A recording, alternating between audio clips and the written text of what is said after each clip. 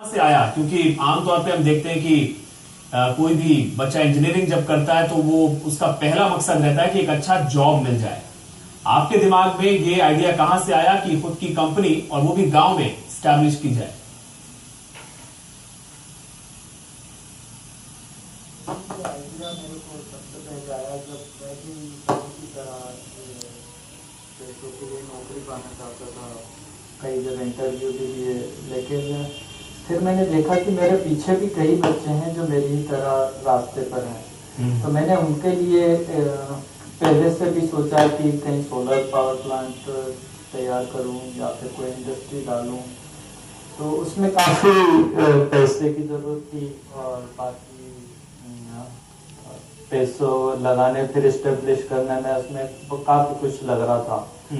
तो मैंने ये धीरे धीरे देखा कि मेरे पीछे जो लोग हैं उनके लिए कुछ किया जाए जो अच्छे से हो सके। तो मैंने ये पहले तैयार किया कि सोलर प्लांट लगाया जाए। फिर मैंने सोचा कि कैसे इनको अच्छे से ट्रेनिंग भी मिल जाए और ये अपना काम जल्दी शुरू कर लें।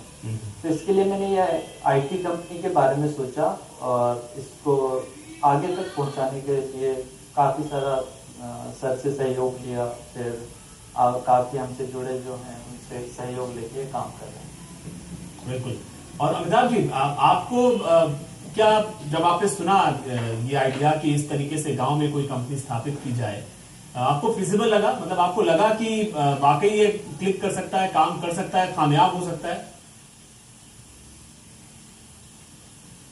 जी हाँ, जैसे कन्हैया ने बताया कि वो काफी समय से इस पर विचार कर रहे थे, कोई प्रोडक्शन यूनिट या किसी भी आय का स्रोत या माध्यम गांव से शुरू होना चाहिए। तो मैं गांव में लगभग 1 साल से काम कर रहा हूँ।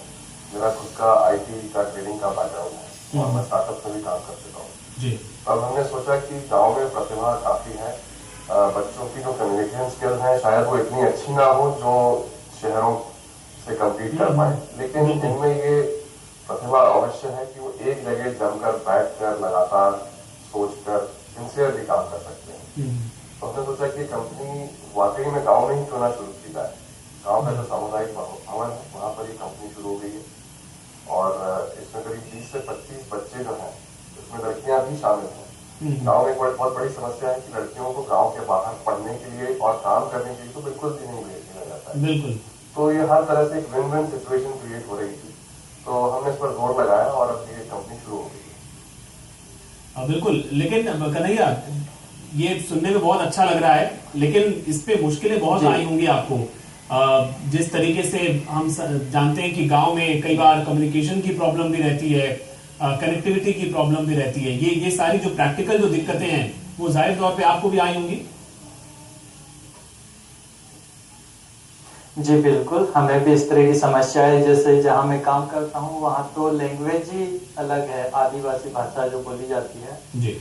और जो मतलब रिक्वायरमेंट होती है, बड़े बड़े एग्जाम्स होते हैं, उसमें रिटर्न तो सब क्लियर कर लेते हैं, लेकिन इन चीज़ों में भाषा की, आपका बॉडी लैंग्वेज सब कुछ देखा जाता है। तो लेकिन जो बच्चे रहते हैं उनका प्रोनाउंसिएशन और काफ़ी कुछ जो रहता है वो काफ़ी अलग होता है। उनको भाषा की समस्याएं, फिर जो उनका बिहेवियर और वो सब गांव के बच्चों और शहर के बच्चों में काफ़ी भिन्न होता है। और फिर पैसे की तकलीफें और काफ़ी घर वाले सपोर्ट भी करते हैं जैसे लड़कियों का होता है। तो ये सब दिक्कतें मेरे को समझानी पड़ती है और टाइम पे ये अपडेटेशन देना पड़ता है। इसका अनुभव थोड़ा सा मैं जी बोलना चाहूँगा, आपकी अनुमति हो? बिल्कुल बिल्कुल। इसमें आपने कनेक्टिविटी का कहा।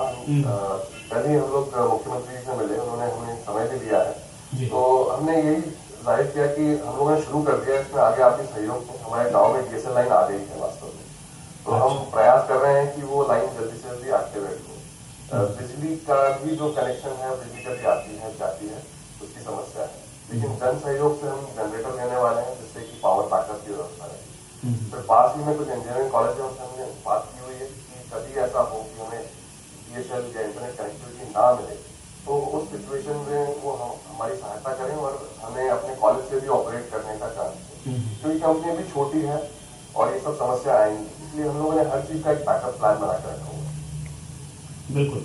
और जहां तक मुख्यमंत्री के सहयोग की बात है तो मुझे लगता है कि वो सहयोग उनकी तरफ से जरूर मिलेगा, क्योंकि हमने उनको कई बार अपने भाषणों में ये बात कहते सुनी है, जब भी वो युवाओं के बीच जाते हैं वो कहते हैं कि रोजगार पाना मकसद नहीं होना चाहिए, मकसद ये होना चाहिए कि आप कितने लोगों को रोजगार दें, और आप लोग तो उसी दिशा में काम कर रहे हैं। लेकिन मैं अमिताभ ये भी आपसे समझना चाहूंगा कि इसकी क्या कोई लिमिटेशंस हैं, या फिर अगर शहर से हम तुलना करें, क्या उसी स्तर पर उसी तरह का इसे और इसका विस्तार किया जा सकता है, इसको और बढ़ाया जा सकता है, इसको एक विलेज हब बनाया जा सकता है उस पूरे इलाके का? जी हाँ, पूरी संभावना है। जो गांव है ये भोपाल जिले का सबसे बड़ा आदिवासी गांव है, ये भोपाल जिले में ही आता है और शहर से इतना दूर भी नहीं है। तो ये वास्तव में हर प्रैक्टिकल, यदि आप कारण देख लें तो ऑल प्रैक्टिकल पर्पज ये बहुत बड़ा हब बन सकता है अपने। तो इसकी पूरी संभावना है। थोड़ा सा शासन और जो रेलेवेंट मिनिस्ट्री है यदि उनको सपोर्ट करें तो इसे बड़े स्तर पर एक लॉन्ग टर्म प्लान के अंतर्गत इसे बहुत बड़ा और बड़े स्तर पर काम किया जा सकता है। बिल्कुल। चलिए अमिताभ जी और साथ ही कन्हैया, आप दोनों का बहुत बहुत धन्यवाद हमसे बात करने के लिए, हमारे स्टूडियो आने के लिए। हमारी शुभकामनाएं आपके साथ हैं और उम्मीद यही करते हैं कि जो सहयोग आप चाहते हैं सरकार से, समाज से, गांव के लोगों से, वो आपको भरपूर मिले। और अगली बार जब हमारी बात हो या खबर जब हम ये दिखाएं तो और बड़े रूप में ये कंपनी स्थापित हो चुकी हो। बहुत बहुत शुभकामनाएं, बहुत बहुत धन्यवाद आपको।